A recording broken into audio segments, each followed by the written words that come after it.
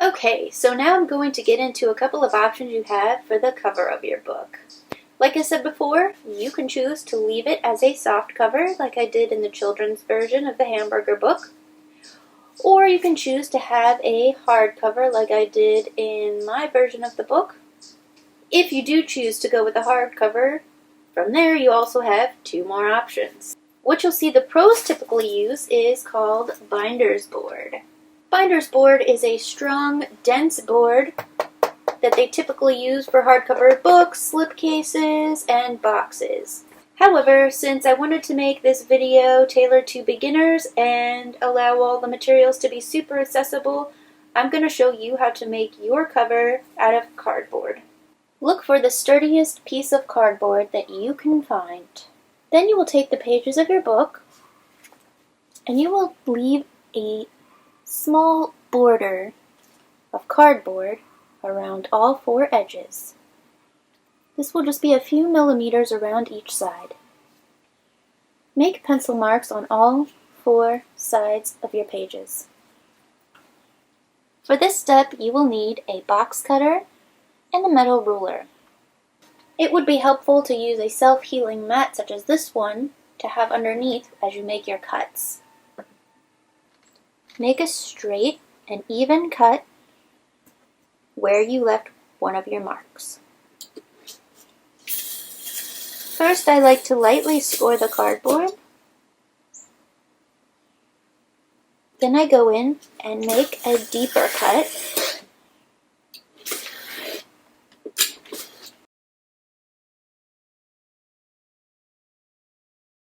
Now I have my first cardboard square that'll serve as one side of my book cover.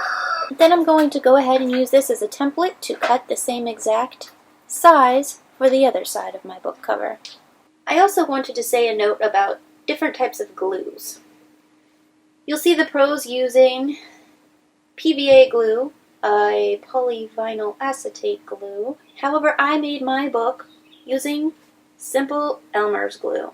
It'll be totally fine, I promise. Now I'm going to show you how to apply this decorative paper to your cardboard piece. The first step will be to cut the decorative paper to the size of the cardboard. So I'm just going to line this cardboard up in the middle of my paper.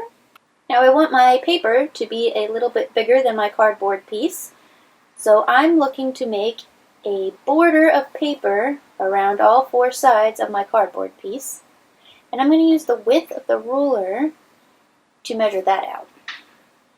So on all four sides, I'm just going to make marks, the width of the ruler.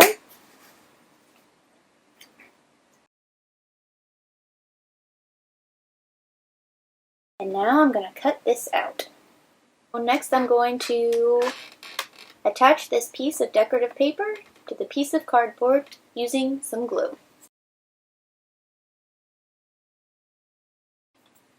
And then I'm just going to put this into the center of my paper.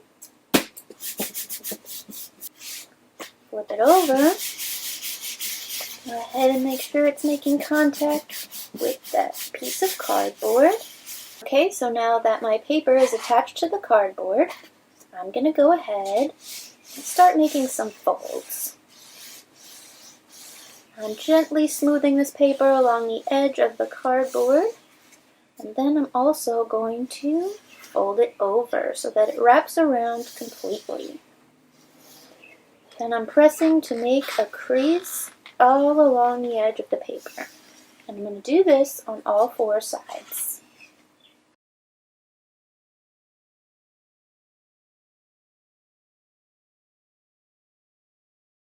Okay, so I made the folds on all four sides of my cardboard. Now if you look closely, you'll see these creases that create a square on all four corners of the cover. I'm going to make a cut to cut off at an angle these corners, and I'll show you what I mean.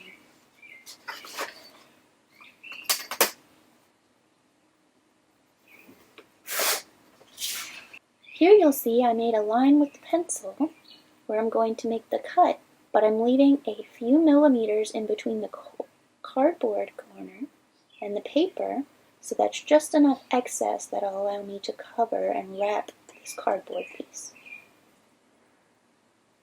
I'm cutting this corner off. Now I'm going to do that to all 4 corners. And so you are left with this. Now I'm going to finish wrapping my cover with this paper by gluing down all 4 of these flaps. Smooth this down so it makes nice even contact.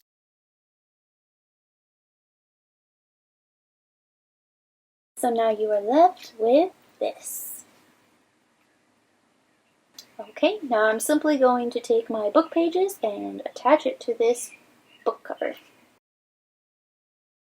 I've applied the glue to this page, and I'm going to line it up directly in the center of my cover.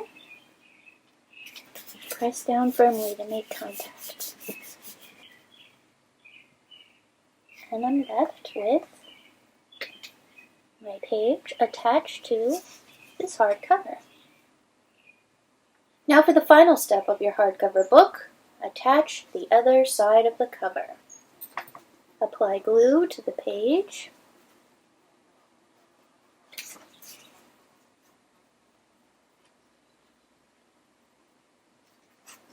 And I like to make sure that all of these sides are lined up. So while the glue's still wet, you can make little adjustments.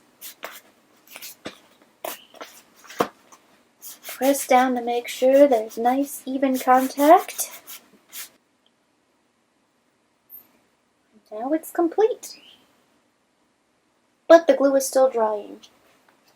Let your book rest under another heavy book to make sure that it makes nice even contact, it stays nice and flat, and pressed while the book is drying and curing. Thank you for joining me to make the Flower Fold book. I hope this was a fun project for you and your little ones. I'd love to see your finished books. If you'd like to share them with me, please visit my website at BrittaniLocke.com.